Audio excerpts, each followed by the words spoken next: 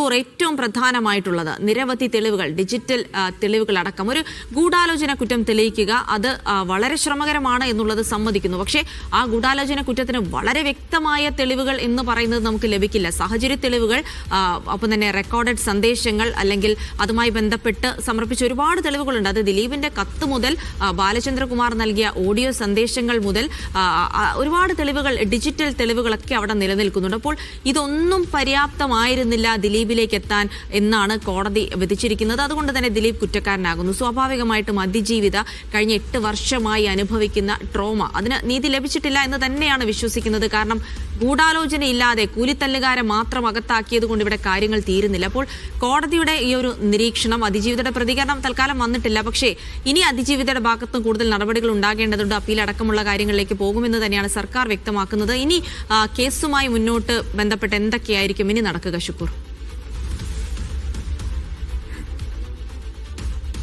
ജിൽസി, വളരെ സുപ്രധാനമായ ഒരു വിധി തന്നെയാണ് ദിലീപിനെ വെറുതെ വിട്ടുകൊണ്ട് എറണാകുളം ജില്ലാ കോടതി ഇപ്പോൾ ഉത്തരവ് പുറപ്പെടുവിച്ചിരിക്കുന്നത്.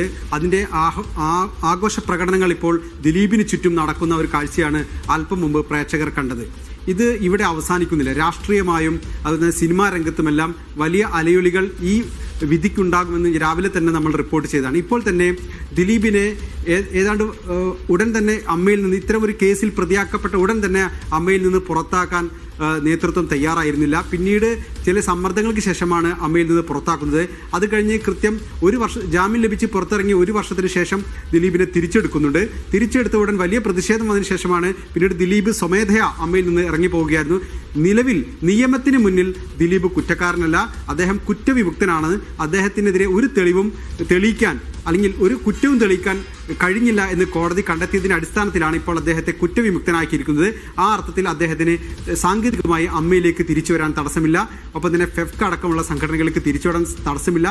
അങ്ങനെയെങ്കിൽ മലയാള സിനിമയിലെ സുപ്രധാനമായ സംഘടനകൾക്കെല്ലാം അദ്ദേഹം അതിന്റെ ഭാരവാഹിത്വത്തിലേക്ക് തിരിച്ചു വരാനുള്ള സാധ്യത വളരെ കൂടുതലാണ്. ഇപ്പോൾ തന്നെ ഫെഫ്കയിൽ അദ്ദേഹത്തെ തിരിച്ചു കൊണ്ടുവരുന്നതുമായി ബന്ധപ്പെട്ട ചർച്ചകൾ ആരംഭിച്ചു കഴിഞ്ഞു എന്നാണ് മനസ്സിലാക്കുന്നത്. മറ്റൊന്ന് ഇതിൻ്റെ രാഷ്ട്രീയമായ വശമാണ്. ഇതൊരു സ്ത്രീ പീഡനം അല്ലെങ്കിൽ ഒരു ബലാത്സംഗ കേസാണ്. ഇത്തരമൊരു കേസിൽ സ്ത്രീകൾക്ക് സുരക്ഷയൊരുക്കുന്ന ഒരു സർക്കാർ എന്തുകൊണ്ട് പ്രധാന കുറ്റാരോപിതനായ ദിലീപിനെ വെറുതെ വിടുന്ന രീതിയിൽ ഈ കേസ് നടത്തുന്നതിൽ പരാജയപ്പെട്ടു എന്നൊരു ചോദ്യമായി ഇതിനകം തന്നെ സാമൂഹ്യ മാധ്യമങ്ങളിൽ UDF-മായി ബന്ധപ്പെട്ട കേന്ദ്രങ്ങൾ രംഗത്ത് വന്നിട്ടുണ്ട്. അതുകൊണ്ട് തന്നെയാണ് മന്ത്രി P. രാജീവ് അല്പം മുമ്പ് പ്രതികരിച്ചത് സർക്കാർ ഹൈക്കോടതിയിൽ അപ്പീൽ പോകുമെന്ന്. എന്തായാലും അതൊരു പ്രധാനപ്പെട്ട വിഷയമാണ്. ഈ ഏറ്റവും കുപ്രസിദ്ധമായ ദേശീയ തലത്തിൽ തന്നെ ചർച്ച ചെയ്യപ്പെട്ട ഒരു കേസിലെ ഏറ്റവും പ്രധാനപ്പെട്ട പ്രതി അത് കുറ്റവിമുക്തനാക്കപ്പെട്ടിരിക്കുന്നു. അത് പ്രോസിക്യൂഷന്റെ പരാജയമാണോ എന്നൊരു ചോദ്യം സ്വാഭാവികമായി ഉയരും. നിയമത്തിന് മുന്നിൽ ഗൂഢാലോചന എന്നത് തെളിയിക്കാൻ വളരെ പ്രയാസമുള്ള ഒരു കേസാണ്. നമുക്കറിയാം TP ചന്ദ്രശേഖരൻ അടക്കമുള്ള കേസുകൾ ഗൂഢാലോചന തെളിയിക്കപ്പെട്ടിട്ടില്ല. ഉന്നതതല ഗൂഢാലോചന അന്വേഷിക്കണമെന്ന ആവശ്യപ്പെട്ട് ഇപ്പോഴും അവരുമായി ബന്ധപ്പെട്ട അവരുടെ കുടുംബാംഗങ്ങളെല്ലാം രംഗത്ത് വരുന്ന ഒരു സാഹചര്യം നിലനിൽക്കുന്നു.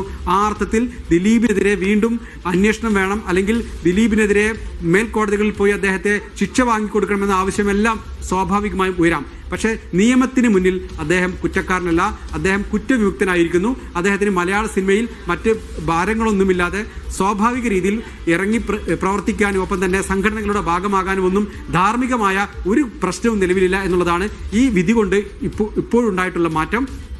സ്വാഭാവികമായും വരും ദിവസങ്ങളിൽ, വരുന്ന മണിക്കൂറുകളിലെല്ലാം സിനിമാ രംഗത്ത് നിന്ന് കൂടുതൽ ആളുകൾ അദ്ദേഹത്തെ പിന്തുണച്ച് പ്രതികരിക്കാനുള്ള സാധ്യത വളരെ കൂടുതലാണ്. ഇപ്പോൾ തന്നെ നാദിർ ഷാ അദ്ദേഹത്തിന് താങ്ക് യു എന്ന് പറഞ്ഞ് അദ്ദേഹത്തിന് പിന്തുണ അറിയിച്ചൊരു പോസ്റ്റ് ഇട്ടു.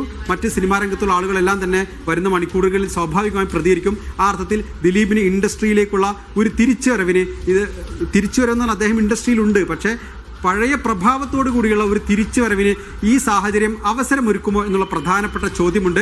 അദ്ദേഹത്തിൻ്റെ സിനിമകളെയും അതെങ്ങനെ സ്വാധീനിക്കുമെന്നെല്ലാം പ്രധാനപ്പെട്ട ഒരു ചോദ്യമാണ്. അടുത്ത ദിവസങ്ങളിൽ തന്നെ അദ്ദേഹത്തിൻ്റെ സിനിമയുമായി ബന്ധപ്പെട്ട ട്രെയിലറെല്ലാം ഇറങ്ങാൻ പോകുന്നുണ്ട്. ആ അർത്ഥത്തിൽ സിനിമാ വ്യവസായത്തിനും സുപ്രധാനമായ ഒരു സമയമാണ് ഇത്. യെസ്, ദിലീപ് തന്റെ സുവർണ കാലഘട്ടത്തിലേതുപോലെ തന്നെ ഒരു തിരിച്ചുവരവിനുള്ള ഒരുക്കങ്ങൾ നടത്തുന്നു എന്ന് സൂചിപ്പിക്കുന്ന ദൃശ്യങ്ങൾ കൂടിയാണ് ദിലീപിന്റെ ആലുവയിലെ വീട്ടിൽ നിന്ന് മുന്നിൽ നിന്ന് അല്പസമയം മുൻപ് വന്നത്. സാധാരണഗതിയിൽ മാധ്യമങ്ങളൊക്കെ ഉണ്ടാകുമ്പോൾ കാർ പോലും നിർത്താതെ ഗേറ്റിനകത്തേക്ക് പ്രവേശിക്കുന്ന ദിലീപ് ഇന്ന് അതിന് പുറത്ത് കാർ നിർത്തി ആരാധകരുടെ അഭ്യർത്ഥന മാനിച്ചുകൊണ്ട് നടന്നു പോകുന്ന ഒരു വീരപരിവേഷത്തോടെയുള്ള ദൃശ്യങ്ങളൊക്കെ നമ്മൾ കണ്ടതാണ്. അഹമ്മദ്